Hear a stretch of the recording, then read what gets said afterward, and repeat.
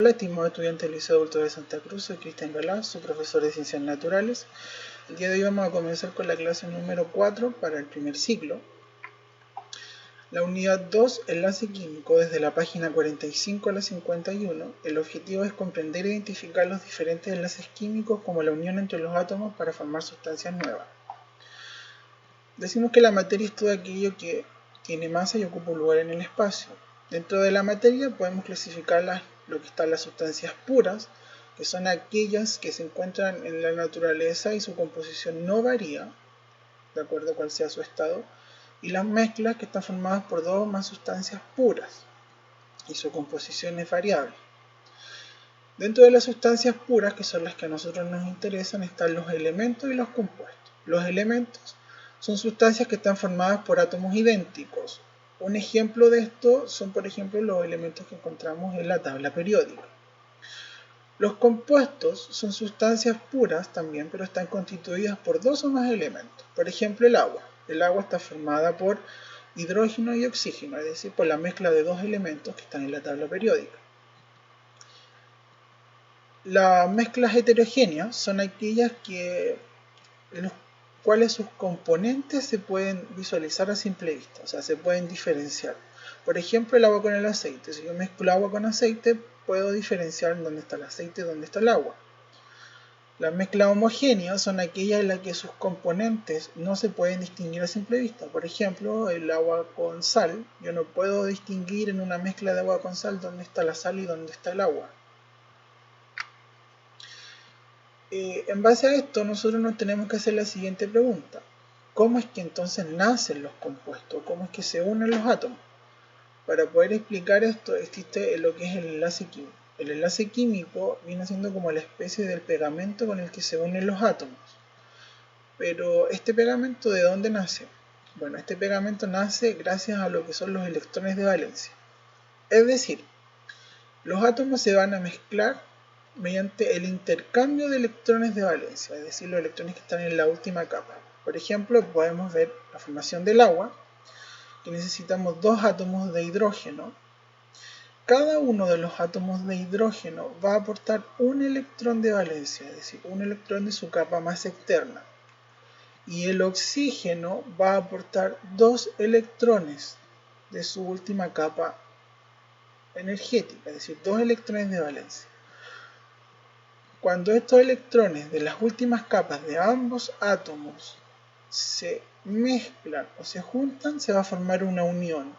Y esta unión es lo que es un enlace químico. La forma en que se van a enlazar los átomos es diferente y va a depender de la naturaleza de los átomos o de los elementos que vamos a mezclar. Por un lado está el enlace iónico. El enlace iónico nace de la unión de elementos metálicos con no metálicos, como vimos en la clase pasada. Los metales se quedarán como iones con carga positiva, es decir, cationes. Nosotros dijimos que los metales tendían a ceder electrones, por lo tanto van a quedar con carga positiva. Y los no metales quedarán como iones con carga eléctrica negativa, es decir, aniones, ya que los no metales, como dijimos en la clase pasada, tienen tendencia a ganar electrones.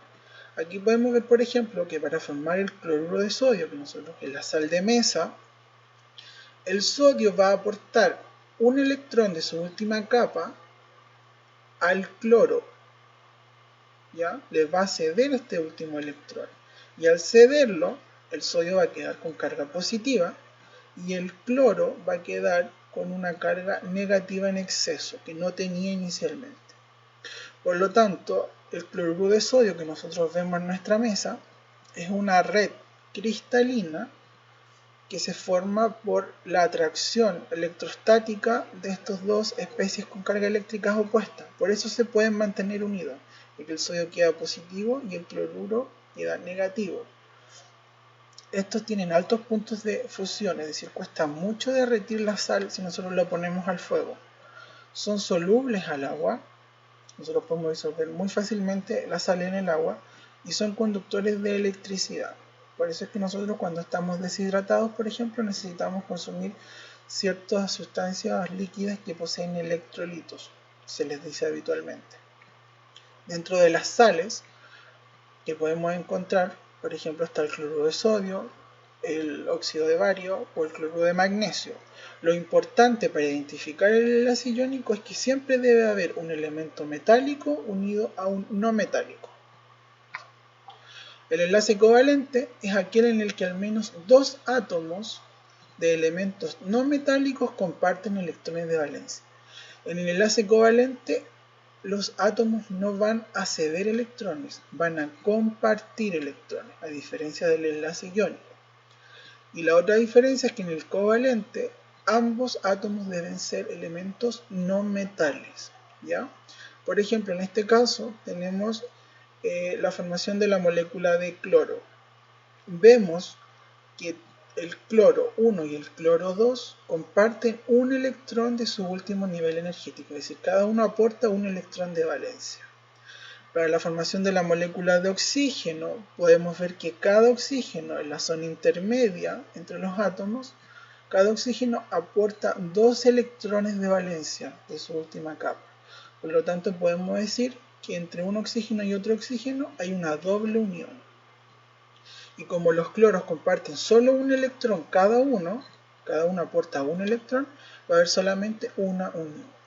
Entre las características del enlace covalente es que posee temperaturas de fusión muy elevadas, es decir, cuesta mucho derretir estas sustancias, son malos conductores de electricidad, poseen una alta dureza y son insolubles. Cuesta mucho disolverlos en agua. El enlace metálico, este se da generalmente solo en los elementos metálicos, ya que los metales, como tienen una gran tendencia a perder los pocos electrones que tienen en su última capa, es decir, los electrones de valencia, y tienden a cederlos, ellos tienden a crear una nube de estos electrones que se mueven. Por lo tanto, esta nube de electrones se va a mover entre los átomos, y los átomos, como los están perdiendo, estos electrones van a quedar con cierta carga positiva.